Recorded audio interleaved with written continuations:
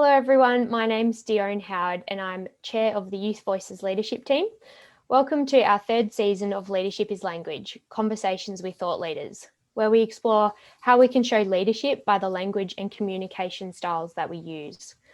I'd like to begin by acknowledging the Wiradjuri people, traditional custodians of the land on which I'm speaking to you from today, and pay my respects to the elders past and present. I'm thrilled to introduce the next guests in our Leadership is Language series, Dr. Holly Ludeman, Stephen Bolt and John Cunnington. Each of our guests are directors of the Livestock Collective, an organisation providing a united voice for the livestock supply chain. Holly Ludeman is a veterinarian and agricultural scientist and has been involved extensively in all parts of the livestock export industry, both in Australia and importing markets. Holly is the founder and managing director of the Livestock Collective, as well as employed as a corporate governance and compliance officer for Emanuel Exports. Stephen Bolt is the stud principal for Claypans Merino Stud.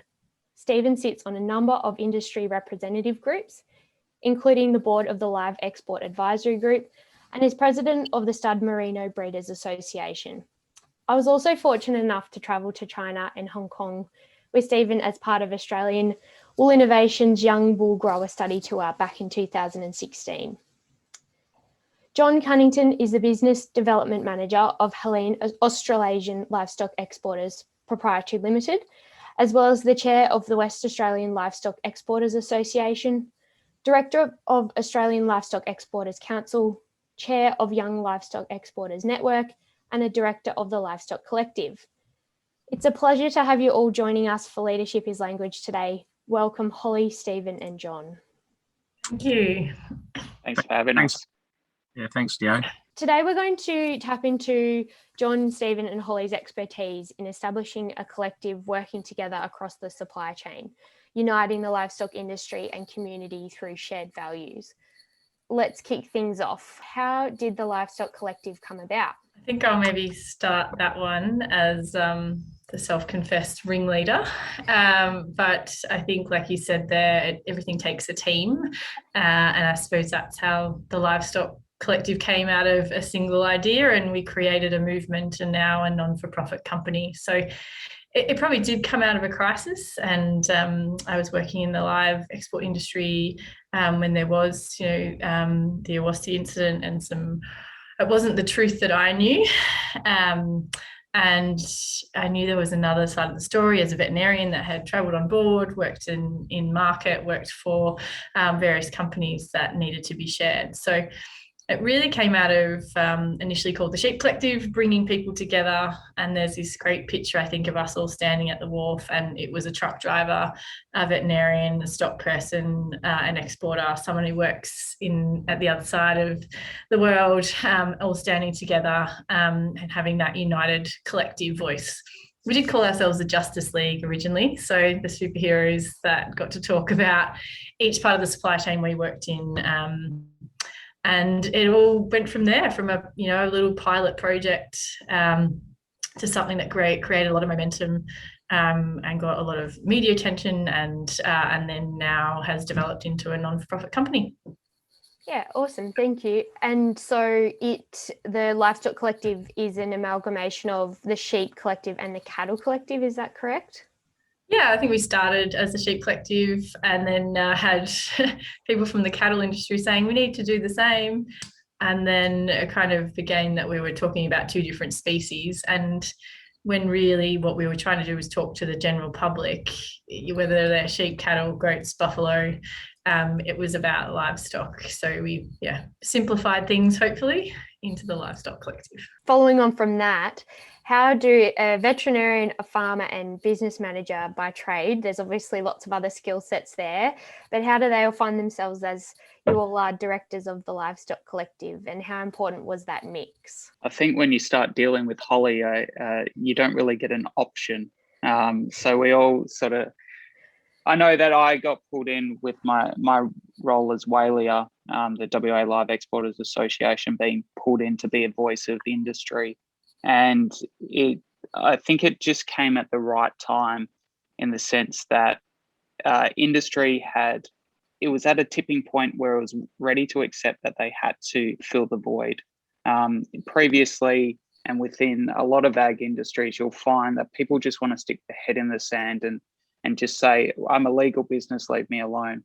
But I think we'd realised after doing that multiple times that things weren't going to change. We had to try a different tact. And the Sheep Collective, as the Livestock Collective was originally known, came about at a time when industry accepted, all right, we've got nothing else to lose. We might as well change the way that we approach things.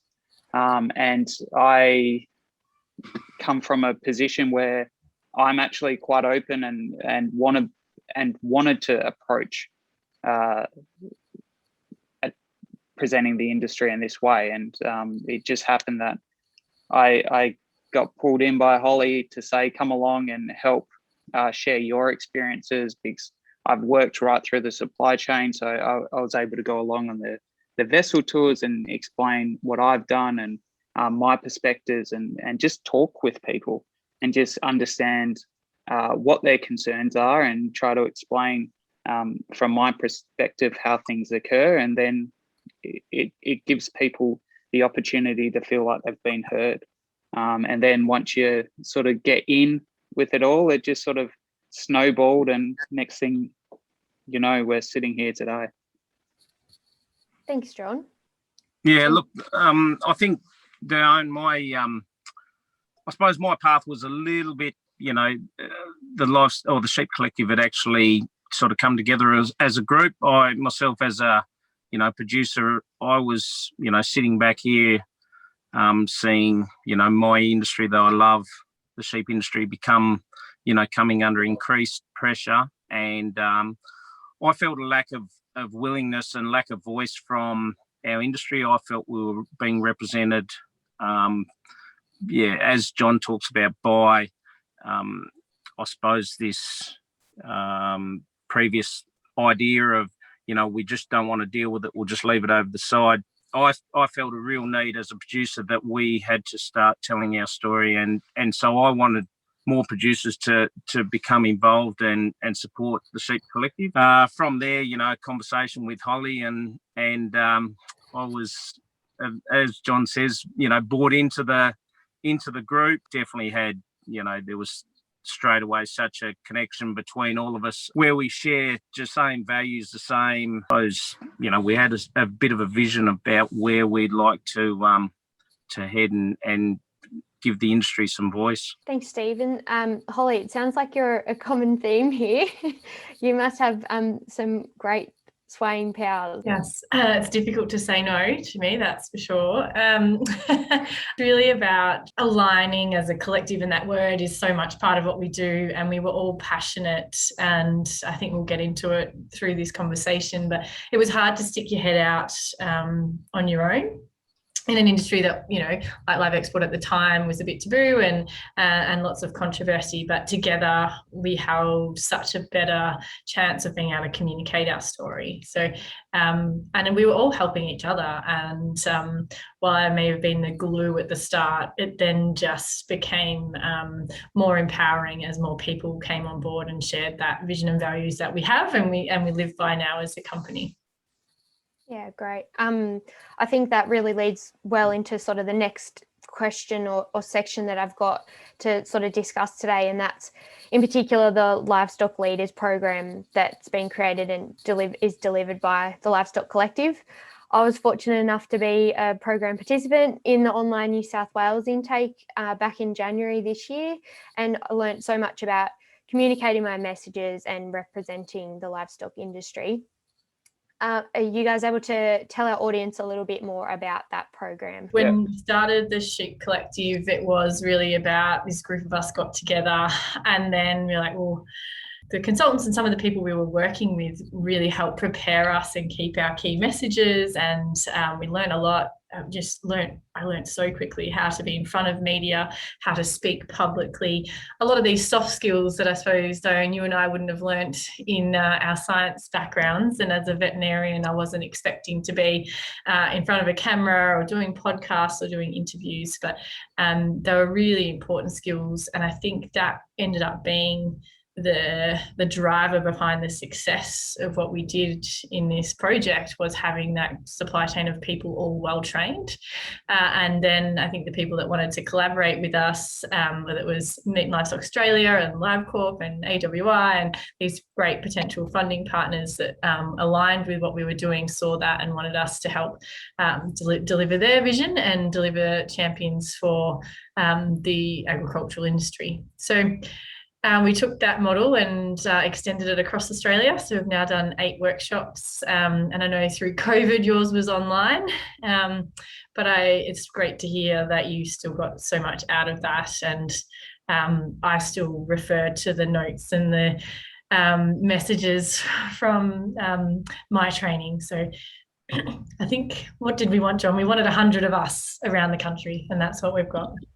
Yeah, I mean, we were really the test bunnies for this, because we're in this thrust into this media spotlight where we weren't trained, we weren't used to these sort of things. All we had was a passion, and it was about how to sort of garner that passion and put it into a usable function to go forward. So we were able to get this training initially, a much sped up process, and what we found was we got a lot out of it, if not only for how we discussed the industry with, it was media at that stage, but it was also about changing mindsets in the sense that including our own, refining it, and thinking more broadly.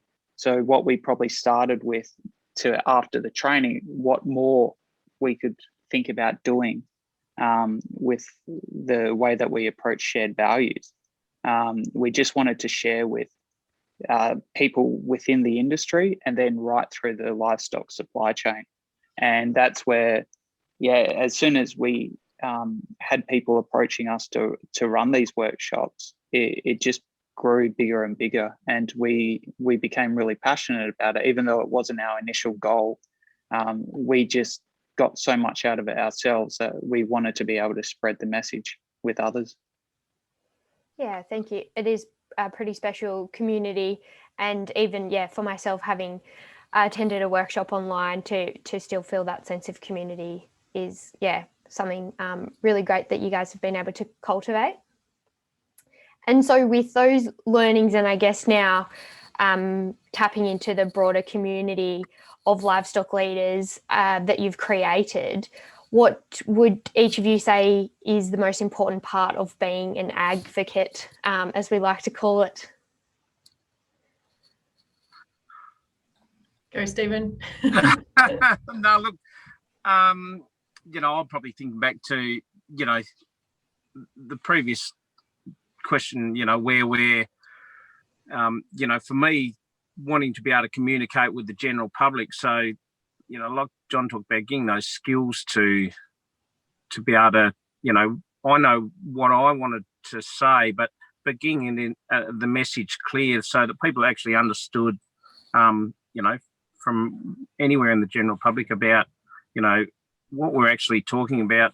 And, because it's easy to talk about your industry with passion, but, to have it, understand your audience and how we're trying to connect with them. Probably the most important thing that I've learned about, if you especially want to use the advocate line, is we in ag are all in this together. We cannot go around hating on different areas of ag, because to the outside, and I come from a non-traditional background coming into ag, that I sort of see ag as ag, where people within ag want to nitpick of, even within the livestock industry, your feedlotters, your grass-fed, your live exporters. But to everyone else, we're the livestock industry, and even more broader, we're the ag industry. So if we're infighting in ourselves or pointing fingers at each other, it just looks worse at the outside, that they're saying, well, if you don't even have your own industry trusting each other, how are we supposed to trust you guys at all? And I think that's really important. Being an advocate is lifting up Australian agriculture as a whole, because I believe what we do in Australia around agriculture is the best in the world. So we should be supporting each other with that mentality. So true. That's kind of John's kind of resonated what I would have said to Dione. And we can be a group of individualists, and that was my vision, was to break that down. And whether it's the transporters, the shearers, live exporters, the feedlotters, all coming together. So the most important thing for me, and I think out of the training that I'm even learning, is to stick to your area of expertise. And that's why we had the group of people as well. So we didn't want the poor truck driver having to make a comment on export policy, and myself as a veterinarian was best placed to talk about health and welfare, and Stephen was best placed to talk about on-farm practices. So for me, I think like a take home for the audience would be, having people that talk to their area of expertise, and yes, that collaboration. And we can always push for improvement, and there will be areas of our supply chain which are the weakest link or which need to step up, but supporting that and promoting best practice is, I suppose, our vision of that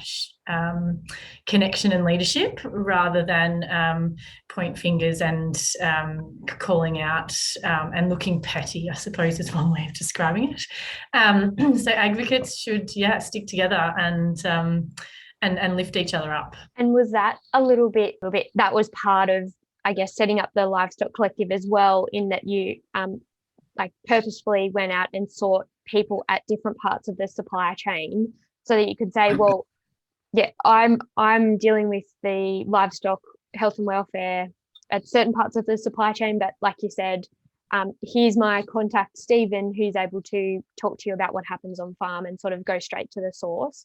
Was that also a focus? I think that was the vision in the communications project, like the videos we put out at first, and there was such a void of information. The only information out there was from animal activists, and social media, everyone was too scared, because you're putting your head above water. No one wanted to do it on their own, and then who was going to start? So we really interviewed every part of the supply chain, authentic interviews, just raw, and some of the raw footage that we used in our social media campaigns is the most successful and really resonated with people. So for me at the start, it was just getting salt of the earth interviews. Like my favourite interview is the truck driver Mark from Broome, or the shearer from our shearing shed here in Perth who's worked there for 20 years. Like they were the people that I wanted the Melbourne and Sydney housewife to see. Like they are just great Aussie people working hard that are part of a bigger picture. And we all care about livestock or the environment or people.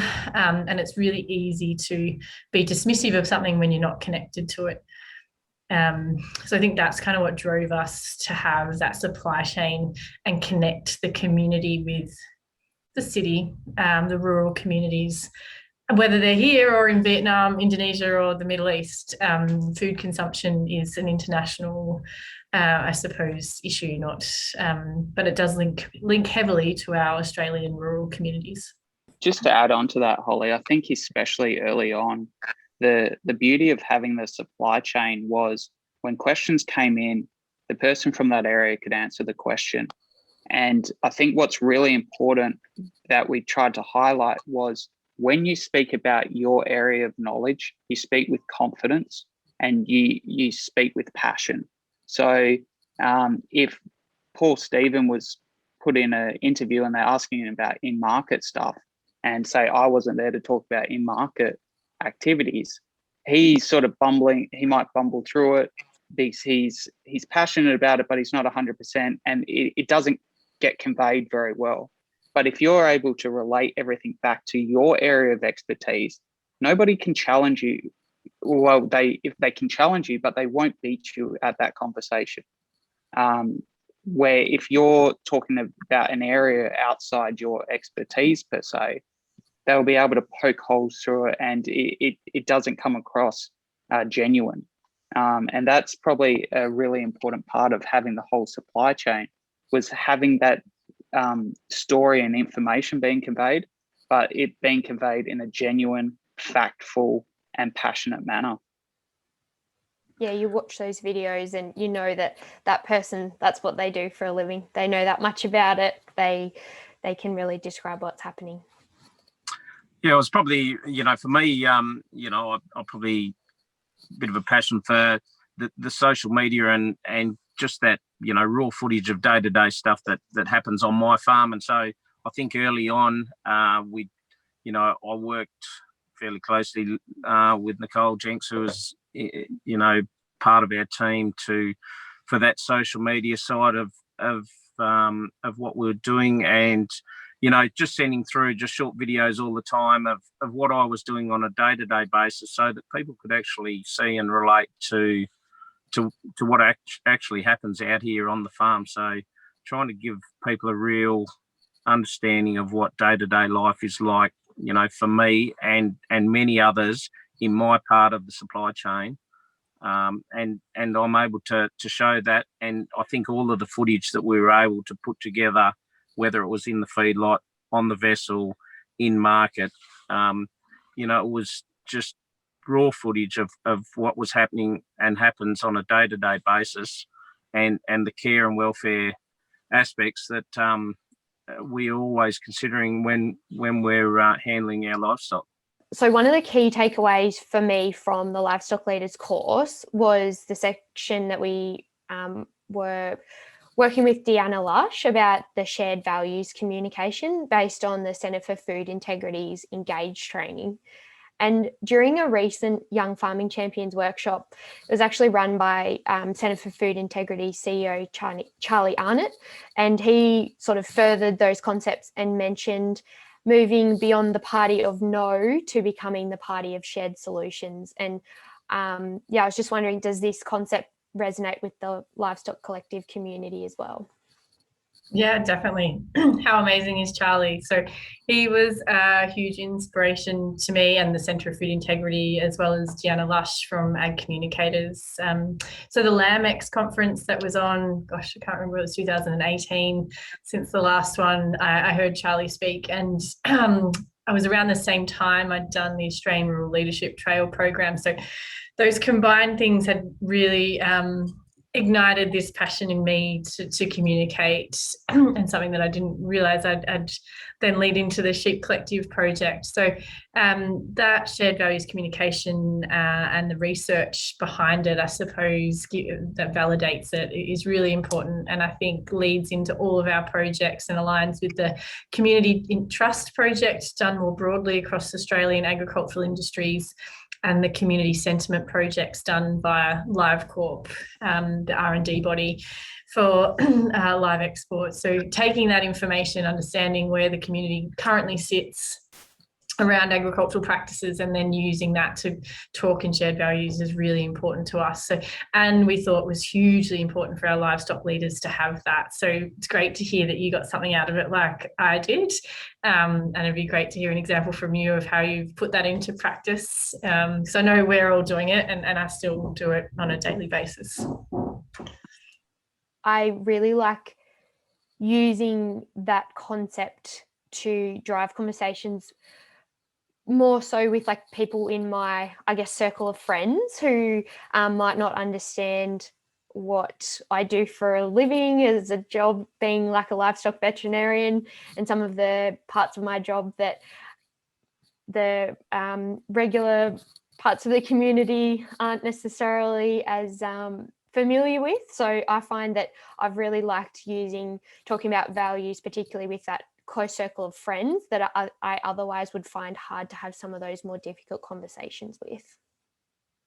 That's great. Like that power of your friend network and dinner conversations, I think, is one of the things we can't measure from the Livestock Leaders Workshop, but hopefully through the alumni that I know you're part of as well, we keep having those conversations as a group and supporting each other to have those difficult conversations, whether it is at a dinner table or over Twitter. I think the whole Livestock Leaders program is actually, it's exceptional. I find myself actually every time we run a workshop, I jump online and just listen in through my working day, the headset in and listen as I'm working, because I find every time we have a workshop, I take something out of it, even though that I've heard 5 or 6 of them now, there's always some areas of learning for me. But I think that shared value. So being able to make a connection with people that don't work in our field, wherever that area, but in agriculture, but we can still find that common shared value with people, members of the public, and just be able to create that. It's that conversation starter, and how we have those difficult conversations with people, and generally. It's just the skills of finding our way into those conversations and ending up with, both parties going away with more knowledge than when you came together. So, John, did you have anything to add there about moving from that party of no to the party of shared solutions? I think it's just at the end of the day, so many of us really do have the core similar values, and I think if we just keep going back to that root level, where we actually, so often we think we're so far apart in our views on different things, but we're just approaching the same value from different angles. And if we go back to that shared understanding or the shared common goal, you can appreciate and understand where the person's coming from, and it stops you from having, it relieves frustrations, I find, a lot of the time, because at the end of the day, you're trying to achieve the same outcome. You may have disagreements on how you get there, but if we're all working towards the same goal, we're hopefully going to get a better outcome in the end. Yeah, and food choice is so personal, and that's something that I think this centres around when we all care about the environment, people and animal welfare. And so I think finding that common ground, whether it's a footy team or children or something else, really helps then have those other discussions. So yeah, I'm so glad to hear you got so much out of it. And I think for me, the other parts too, like James Lash in the media section, is just, I still go back to those notes every time I do an interview. And then social media, we can always be learning and adapting in that field, can't we? It's an ever-evolving space, but yeah, I agree with you. If you've got your set of notes, particularly for media type training, then no matter who's in front of you with a camera or a microphone or whatever that looks like, you've got something to go off. What, in your opinion, does success look like for the Livestock Collective? Well, I suppose that's your vision and mission, is always like the hairy, audacious, what's success? And for us would be for the community to have that shared understanding and trust in agricultural industry and practices. So that's a success for me, and I think for the board, that we've set as a strategic direction, and all our projects and goals centre from that, and centre around our values of making sure we communicate respectfully, we drive leadership, we drive transparency, and we drive connection and collaboration. So I think definitely that's that vision, what we started out with, but I think our core values are still the same, wanting us to be able to form that connection with the general public. I do see this as I suppose measuring success. I'd like to think that general industry will continue to support the work we're doing on behalf of industry, I suppose, because I do think that going forward, that animal production is always going to need people in this space to continue to have that, make that connection and with the general public, because as we become more and more removed from where our food or fibres produced, I think it's important that there is people with those skills to make that connection again with community.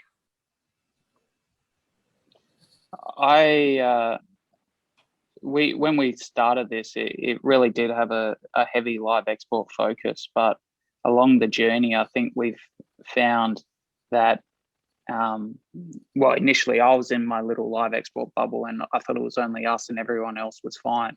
But going along this journey in agriculture, it's been seeing so many of the other sectors in agriculture are facing similar issues. Live export may be just further along in facing scrutiny compared to other areas. But I think export should be used as the catalyst of what happens if you don't do this proactively. And this is where I hope that we're able to help and inspire other areas of agriculture and be part of their journey, that the whole industry can work together to get that greater connection with the Australian and even international community. And so for you and for the Livestock Collective, what is your vision for how the livestock supply chain and that broader agricultural community does, or industry does, engage with the wider community? Is it the dinner table conversations? Is it getting involved and talking on social media? Like, what do you see? What's your vision for how we do all communicate and get those stories out there? I think it links back to our earlier discussion about breaking down the individualism of some of the ag industries and the silos that have been created because they're member focused and industry focused internally. And so for me, the vision is to, part of all of those industries needs an external resource that, and I wish they could all align. And I think the Centre for Food Integrity is a great example of how multiple industries and from multiple sectors have come together to align in sharing a vision with the community. And for us, we want to continue to grow champions because, we've already got 125 alumni. So, our 5-year strategic plan, I want 1,000 alumni that have the skills, the passion and the support from us to keep being the best version of them and the best version of their part of the supply chain, whether that's being a shearer or a truck driver or a helicopter pilot. Those are all hugely important roles in our rural communities that feed through that supply chain. So, I think that would be it for me, building more champions and breaking down the silos. Well, I think Holly touches on a really good point there. I think the rural communities is something that our rural communities need that support. They need to giving more people the skills to talk about, their region. I just want, to be able to create that better understanding about what role we play in agriculture and the importance of the roles we play, passion and skill that so many people hold out here. And it flows up and down that whole supply chain. So not just the people working on the land, but the people who are involved, because agriculture is just such a vast area of skill set of people in so many different areas. And so, to create, connections, that's a really good place for us to, it's a big vision, but continue to work to build more people to tell our story. Just sort of touching on where Stephen started to go there, I'm always passionate about getting the younger people activated within the industry, and it's that understanding that agriculture isn't just farmer on the farm working from sun up to sundown. Modern agribusiness requires lawyers, it requires IT, it requires business people. It's so much more. And just because you're in agribusiness doesn't mean you need to be in the regions. There's also a city focus. We're so heavily export focused with our grains, the meats, everything that we do, that you need an international business aspect to this. So agriculture and agribusiness is more than just the regions. And the more that we can connect and show people this, the more people we can bring in to have that touch points with agriculture. And once you start having that touch point with agriculture, the more you start to understand and share your knowledge. And that's what's really important into the future.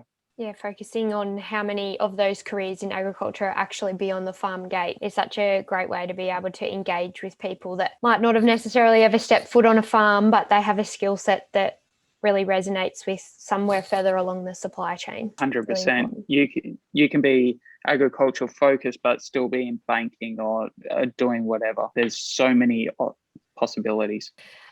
It's certainly inspired me, and I'm already, I guess, an alumni and part of the community, but I would love to know, for our audience especially, how people can get involved and tap into the great work that the Livestock Collective is doing. Wow, good chance for me to put on some of our merchandise. Thanks for that. I think it would be great for everyone to have a look at what we do on social media. So we do a real core purpose around communication and education is on, Twitter, Instagram, YouTube, Facebook, and LinkedIn. You name it, we've got it, even TikTok. And then we've got a website for the Livestock Collective and our livestock leaders. And if anyone's interested in the livestock leaders from any part of the agricultural supply chain, register your expression of interest or send us an email, info@thelivestockcollective.com.au. And we've got a shop with hats and water bottles and things if anyone wants to, support what we do. And we're a non-for-profit and purely for the purpose that we talked about, just education, promoting that connection and trust. Thanks, Holly. I probably just want to add that even if you aren't involved in a livestock leaders workshop or actively involved in a TLC program, just having that understanding that everything you do online and every communication that bit of communication you have is reflective of the broader industry. Where you think you might be getting a cheap shot online and writing nasty words back to somebody that has an opposing view, if you think you've won that argument, you're wrong, because there's thousands of other lurkers or people that aren't engaging in the conversation that are watching, and you're just bringing down the industry that you're working for. So even if you don't get involved in anything that we're doing, just remember what you do and the conversations that you have do have repercussions, and just try to remember that people are always watching and you are reflective of the industry. So have respectful conversation, try to have positive conversations where possible, and if you can't, leave it and walk away, because that the person who is making the nasty or derogatory comments will inevitably look worse in the conversation. Yeah, look, I suppose for me, that agriculture's, the future, and the opportunities are out there are so incredible. I think, being part of like the livestock leaders for me has been, the Livestock Collective, but the livestock leaders, seeing how many more passionate people there are in every industry, not only throughout Australia, but then you start, throughout the world. It is a really big community of really great, passionate people. And, I've been able to create a lot of relationships, friends with people that I've never, ever met before. But social media is a really powerful tool to, tell our story. And we can, with a bit of training of skills, we can do it really, really well, tell our story. It's a very, a really positive thing for the industry to be doing. And, I'm really passionate about, as the whole group of us are, about continuing that well into the future. And I suppose that brings the official part of this interview to a close. So thank you so much, Holly, John and Stephen, for joining us for Leadership is Language. I've learned so much, even further to the initial training, about the power of using shared values and bringing those communities together across the agricultural industry to share our story, because if we don't, someone else will. And I think there's lots of takeaways for everyone, whichever part of the supply chain we're involved in at the moment. So thank you for chatting to us and sharing your wisdom with the team of young farming champions and our wider community. Thanks for having us.